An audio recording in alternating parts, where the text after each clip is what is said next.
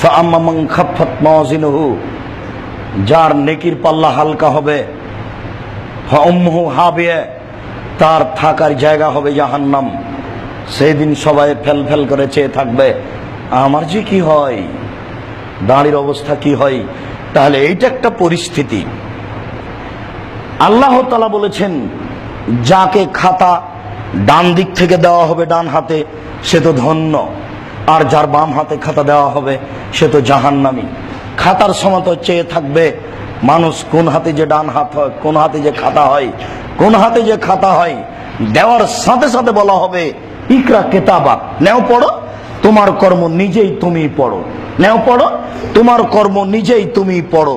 তখন আপনি বলবেন, পড়বেন আর বলবেন, মালে হাদাল কিতাব লা ইউগাদিরু সাগীরাতান ওয়ালা কাবীরা, কি আশ্চর্য ধরনের খাতা, জীবনে যা কিছু করেছি সবই লেখা আছে, ছোট বড় একটাও ছাড়া নেই। সেই দিন কি হবে? এক একটা পরিস্থিতি এক এক রকম। এটা একবার পড়তে বলা হবে, নিজের কর্ম সবাইকেই পড়া লাগবে। আরবি জানলেও পড়তে পারবেন, আরবি না জানলেও পড়তে পারবেন। আশ্চর্য ধরনের খাতা। অন্য জায়গাতে আল্লাহ তাআলা বলছেন, মিসকালা যারাতিন খাইরান ইয়ারা, মিসকালা যারাতিন শাররান ইয়ারা। বিন্দু মাত্র যদি পাপ করে থাকেন দেখানো হবে, বিন্দু মাত্র যদি নেকি করে থাকেন দেখানো হবে। এবার সব পাপ তুলে ধরা হবে।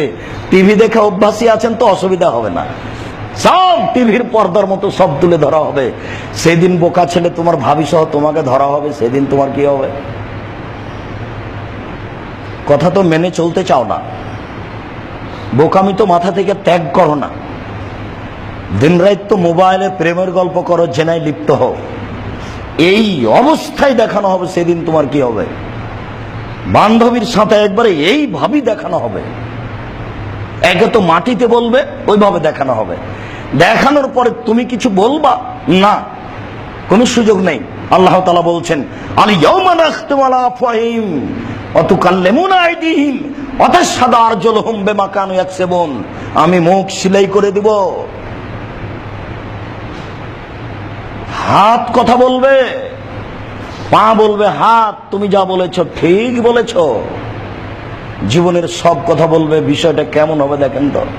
তাহলে হাতও বিরুদ্ধে, পাও বিরুদ্ধে, মুখে মুখ সিলাই করা আছে। অন্য জায়গাতে বুখারী মুসলিমের হাদিসে এসেছে, আল্লাহ তাআলা চামড়াকে, এই অঙ্গ প্রত্যঙ্গ আঙ্গুলগুলিকে বলবেন, আনতে কি বলো, কথা বলো, হাত কথা বলো, চামড়া কথা বলো।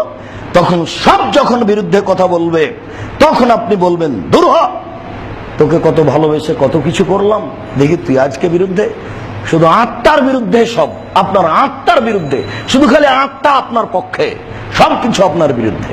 তা আত্মা আপনার কি করতে পারে? সবই যদি বিরুদ্ধে যায়, হাত বিরুদ্ধে, পা বিরুদ্ধে, আপনার চামড়া বিরুদ্ধে, আপনার অঙ্গ প্রত্যঙ্গ সব আপনার বিপক্ষে, তো আপনার আত্মা একাই কি করতে পারে? আপনার আত্মা কিছু বলার সুযোগ থাকবে না, মুক্ত সিলাই করা আছে। কি দিয়ে আপনি বলবেন? কি দিয়ে বুঝায় আপনাকে আমি বিচারের মাঠ কি জিনিস?